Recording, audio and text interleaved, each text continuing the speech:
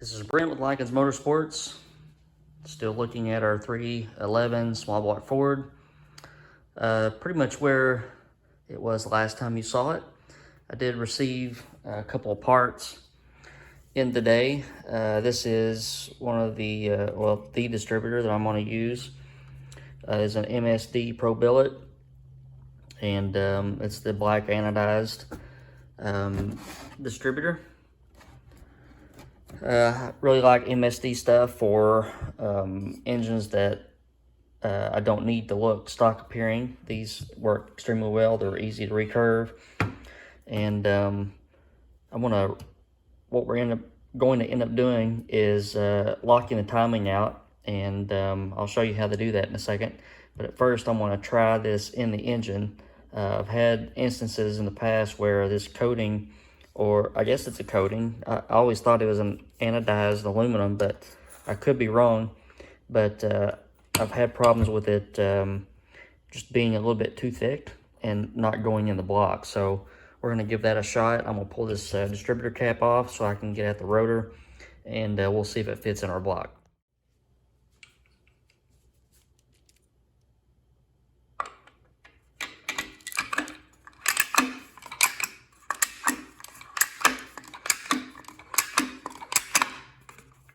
There we go.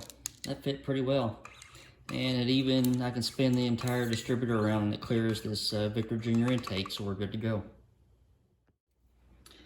So I had to make a decision on what I wanted to do. I could have either ran a distributor like I finally decided, or I could have used a crank trigger. Ultimately, if the distributor is just used to distribute electricity to each post on the distributor cap, you're in much better shape. But the crank trigger distributor was up in the 300s and plus the $450 or $500 flying magnet crank kit from MSD was on top of that. So I really didn't see the need in it. What the crank trigger stuff does is it just really makes your ignition timing rock solid. There's no spark scatter. I can kind of back myself into that with locked out timing. When it comes down to ignition timing, you may have different requirements for your engine, but since this is a dyno mule, we don't have to worry about distributor curves, and the camshaft is really aggressive and it's got a lot of cylinder head on it and everything. So if this wasn't a vehicle, it would like lots of initial timing anyway, probably. So I'm just going to lock the timing out so I don't have to worry about it. It'll have plenty of lead, and the timing will be rock solid since there won't be distributor weights or distributor springs to affect it. So the way that we do that is we're going to remove the rotor.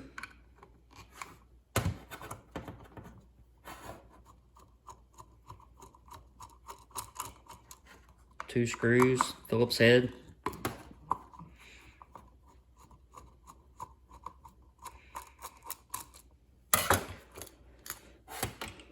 Then you have the two springs and the little spacers for your weights. These are the weights. So if you're not familiar with how a distributor functions, as the engine RPM goes up, you have centrifugal advance. The combination of the bushing that is under this nut here, I don't know if you can see that. There's a bushing in there that limits the amount of degrees that you get, and then the springs change how quickly it comes on. To lock it out, we don't need either one of those. So I'm going to remove the nut and the bushing that's underneath of it. I'm going to remove these springs, these spacers, these two weights, and that will pretty much take the adjustment out of the mechanical advance. And then what we can do is drive this roll pin out, which allows us to slide this bushing down. And what will happen then is I can push the shaft up, and I can go from this spot on this plate that allows the advanced bushing to be in there. We're going to spin it 180 degrees into a spot where it can't move at all. Okay, so we got our springs off, and I pretty much mangle these when I take them off. These are the heaviest springs that MSD sends, and I never use them. You don't really want. There's very rare occasion that you would want your advance to come in as slow as these springs allow you. In normal street car equipped engines, or engines that are focused on the street, kind of a lighter curb weight, you know, around the 3,000 pound, 3,500 pound mark, I'll bring the total advance in at around 2,800 or 2,900 RPM, and it takes generally a different combination of springs to do that. Okay, so next we're going to remove this nut, and I grabbed the wrong wrench. Hold on just a second.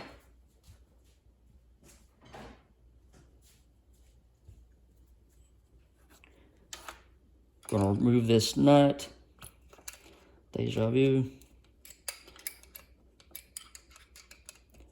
And they put some Loctite on this to keep it from going anywhere.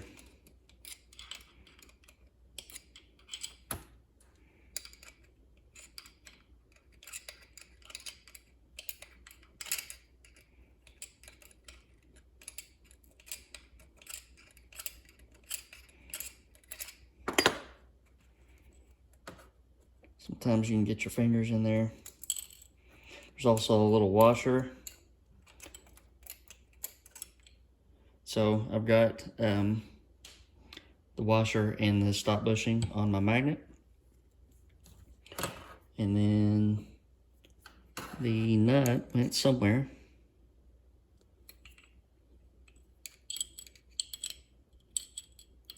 Oh, it's a stainless nut. Boogers. All right, you want to keep all that in case you need to ever put it back together. So now we're looking, and you can see how this hole is a lot larger. So it allows you to put that bushing up in there and secure it. The hole on the other side is just big enough for this stud to go through, okay? So we're gonna knock this roll pin out.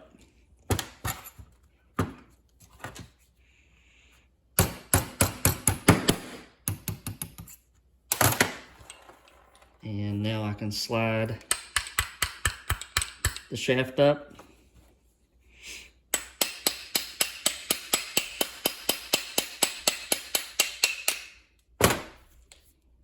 Okay, now you can kind of see what I've been talking about. You got this big old hole here for the bushing. You got this little stud here.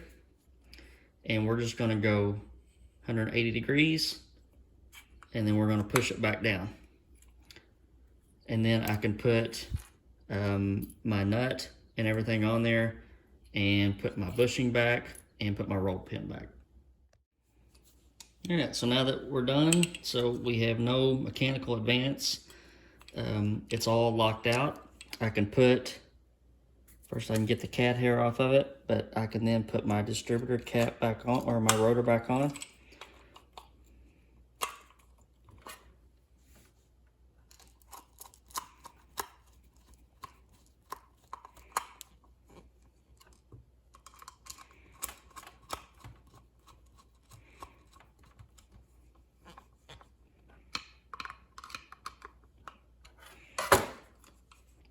Okay, that's all there is to it. And we can got good in play, and it's ready to go in the engine when the engine's ready for it.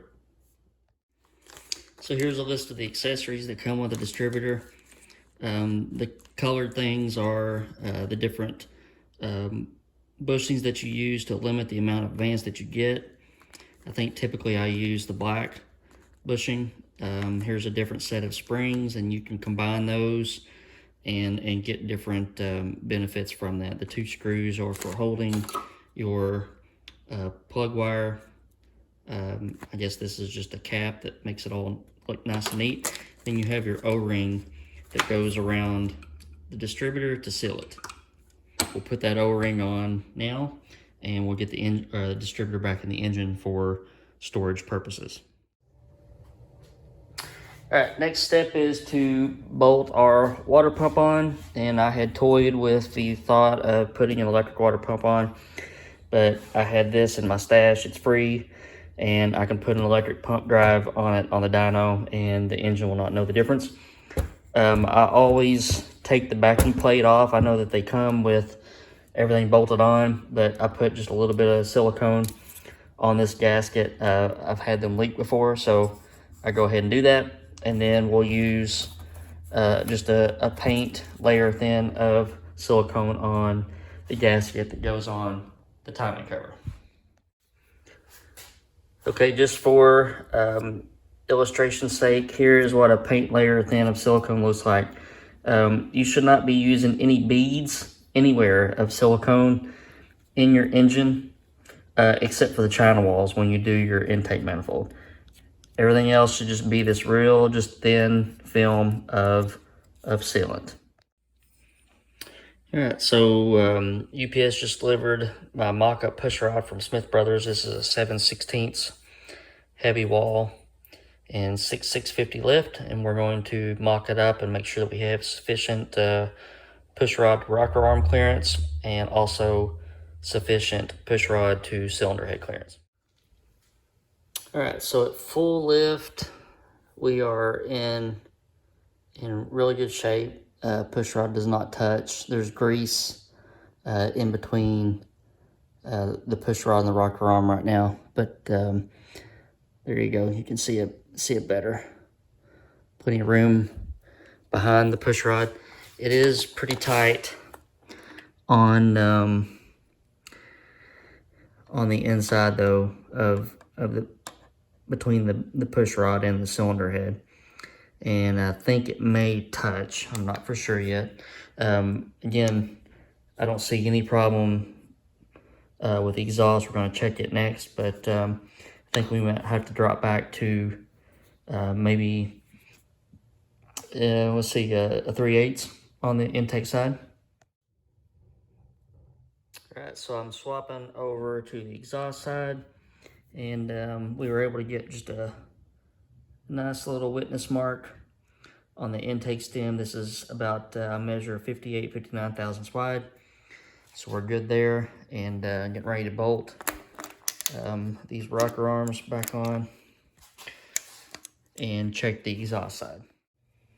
Okay, so on the exhaust side, we are just, everything is really centered really well between the pushrod and the tube. And the same deal, it's just really hard to put the camera in here and show, but plenty of clearance behind or in between the pushrod and the rocker arm body, so we're not going to have any problems there. All right, so I'm going to get these off. Forgot to tell you, there are some pretty heavy witness marks down inside the head, so that 7/16 pushrod was contacting pretty hard, so we won't go that route. If it was just lightly touching or a few thou away, I would go for it.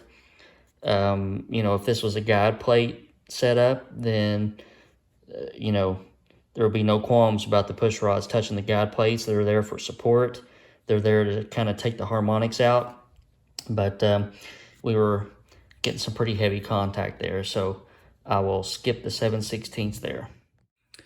All right, so the next step will be to get the intake manifold on, and when I do that, clean off the flanges really good, and we're going to glue our gaskets on with some silicone and get those positioned where they need to be. And then I will set the intake down just temporarily so that the gaskets will seat. And then for this type of engine, I go back by and just use some white lithium grease on top of the gaskets so that the intake will come off easily when I have to pull it back down. So I'm going to go ahead and get that done, and we should have the intake on here in a few hours. All right, so we got everything in position. I got the gasket silicone to the heads, and we've just got our intake setting on, and again, just a really nice fitment between the head and the intake. It will, the intake will come down just a little bit just by the way that the bolts function on the intake. It kind of pulls it down into a V, so we'll lose just a little bit of our alignment, but that's okay. We got a little bit to lose, but I'm gonna let this sit for a couple hours for that silicone to sit, the gasket to stay put, and this will also let me know how thick of a bead I want to have to run on my China walls in order to get that to seal. So probably about, I don't know, a 1/4 inch tall bead, and we'll get that done too. Okay, so here we are a few hours later, and the gaskets are glued down. They won't move. We're gonna take just a few minutes and use some white lithium grease and coat all the surfaces here, so that if I need to pull the intake off in the future, it'll be easy to do that. And then we'll lay down our beads for China walls.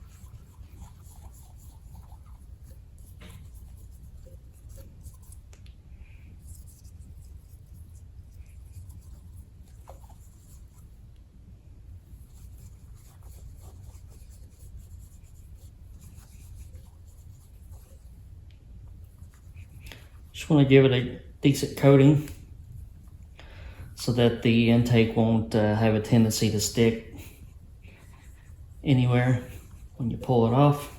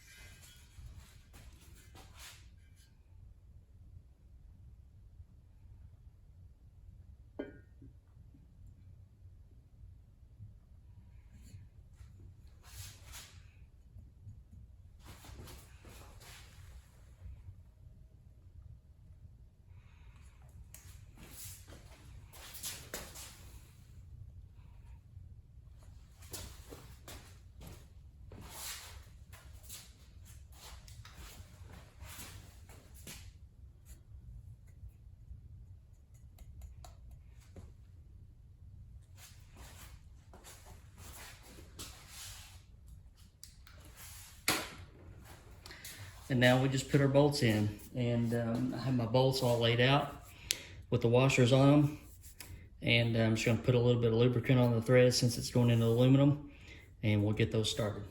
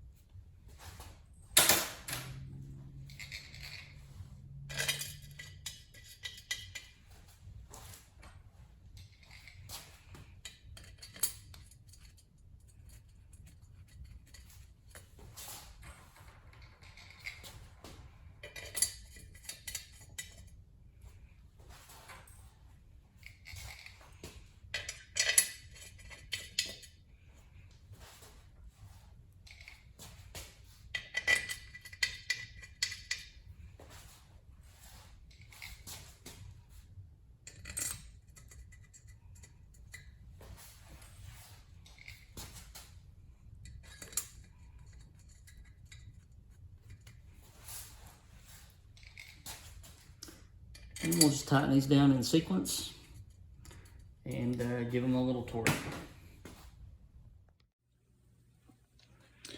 All right, so what I ended up doing is I didn't like how much thread engagement I had on the bolts.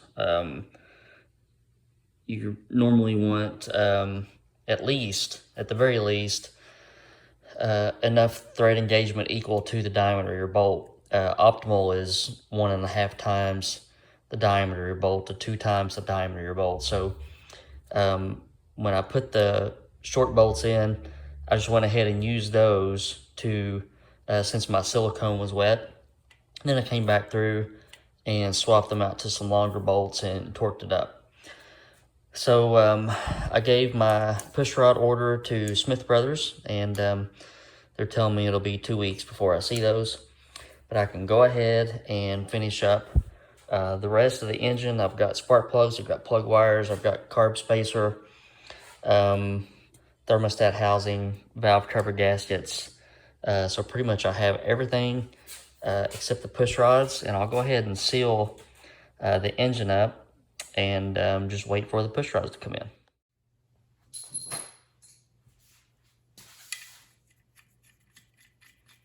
We're going to go with a 2-inch super sucker. I think this little engine will want some plenum volume. I also have some combinations of some 1-inch super suckers and some 4 holes and some other things that we'll probably try on the dyno.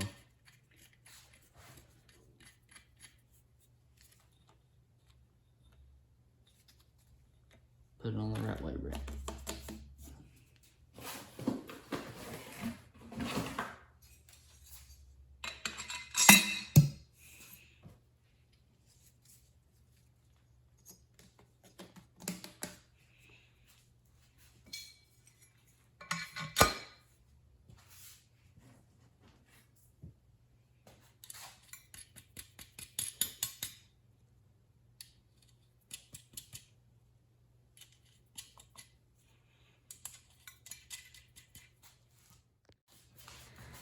All right, for spark plugs, compression ratio isn't really high on this engine, but we're gonna have a lot of cylinder pressure because the cam timing is pretty advanced. So I normally would run a 3923 or 3924. I'm gonna run some colder plugs and try those on the dyno. I'm gonna get these plugs in, and then we can get our plug wires on after we get our valve covers on. All right, valve covers are on. Stainless hardware. Only one thing left to do is put plug wires on. All right, so I ran, I did this before I put the valve covers on, but threw some push rods in it, rolled it over, and got the distributor clocked. So if I look, here's where my rotor is pointing. I've got my number 1 plug wire marked. So now I can put my plug wires on in the correct order. The final product.